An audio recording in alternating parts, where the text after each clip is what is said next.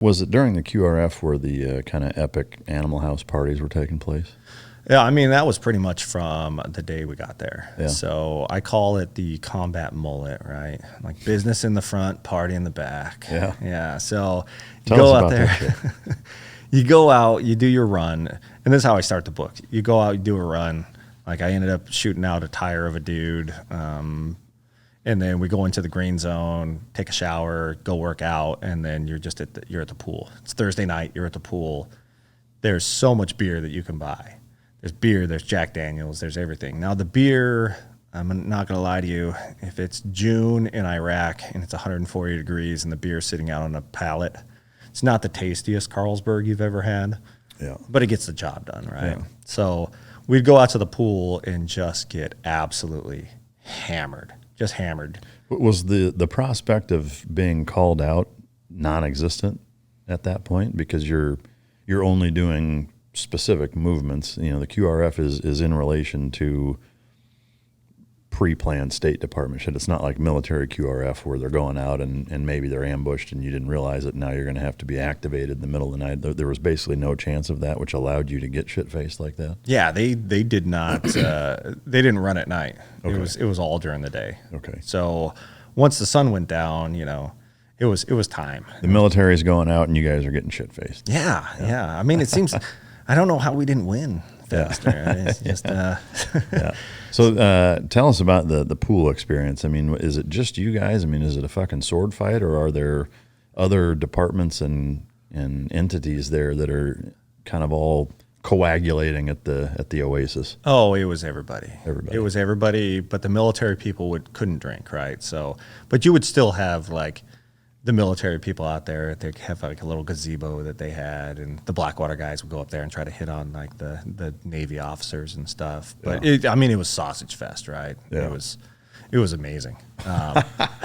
Everybody's bare chested, but so like one of the time, like we had like a little fire pit over in one side, and then Saddam Hussein's pool is like the Ritz-Carlton. It's probably how I envision Mar-a-Lago, right? Yeah. Like it's just absolutely gorgeous, well maintained.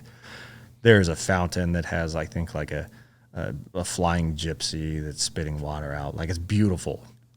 So we, of course, after a few drinks, somebody like decides they're going to jump into the pool, and then it's like any other time you're probably in the special operations community. It's like it's one-up time, right? Yeah. So one guy jumps in the pool and does like a cannonball. And then the next guy's like, I'll do a jackknife. And then finally somebody comes up there and is like, I'm going to throw a grenade in that motherfucker. not quite, but it gets close. Like they start doing front flips and back flips off the pool, like the diving board. And then somebody steals a bike, takes it up there, rides it off the diving board. And by then, like everybody's watching. Yeah. And like we're cheering people on, which when you're drunk and you think you're like the baddest man on the planet, you're like, I got to one up that guy. Yeah. So it's like, now I'm going to do a bike and I'm going to try to do like those little wheelie hops off the pool, the diving board, and then two fucking guys, and I know who they are, but I won't call them out by name. They go over there and they grab like those AC units that are hooked up to the outside of the building. Yeah. They yank this thing off the wall. They climb it all the way up to the top of the diving board, which is like, you know, it's a 10-meter diving board. And then they throw it into the pool, and everybody cheers, but it's too goddamn heavy. You can't pull it out of the pool. So we all just kind of disperse. And the next day, it's like the radio call comes over, and they're like, "Oh, we got to have a team meeting." So everybody gets together in the tent, and they're like, "Hey, yeah, we heard they got a little crazy at the pool last night. Just want to make sure it wasn't any of the Blackwater guys." And then we're like, "It was Brad. I saw him do it. It was totally that dude."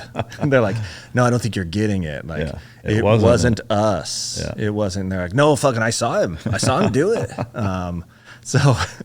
So we had to do like the veil of secrecy over this. And then when you have that many dudes in one spot and there's like almost no women, like there's fist fights over girls. There was a bar in the hotel. I can't remember what the name of the hotel, some Sheridan hotel in the Green Zone that had like a club underneath it. So the State Department and all the girls from like the agencies would go down there, and then the Blackwater guys would go down there, and they're getting drunk, and you're watching like junior ambassador probably went to some snooty ass school, like Tufts or whatever, and is like grinding all over this Blackwater guy that has like barely a high school education. It was like, it was harmony. Yeah. It was just educational harmony all in one spot. The yin and the yang of Iraq. Yeah. I am curious. I know when you get drunk, you don't make good decisions, but June in Iraq, pulling an air conditioner out of a fucking window and throwing it in the pool, like, seems like about as dumb a thing as you could fucking do.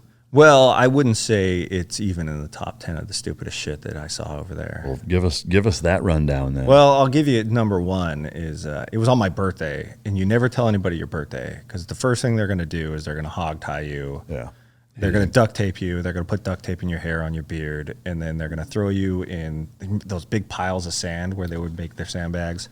Throw you in that thing, pour water on you, kick dirt in your face, and then, after that, they'll cut you loose, and then you can try to go punch somebody if you want, but at the end of the day, it's all in good fun. These are your good friends, right? Yeah. These are your best buds.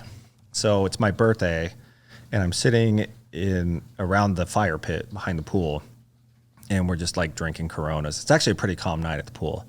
And this guy like pulls out his magazine, takes an M9 bullet, and throws it in the fire. And I was like this seems pretty stupid.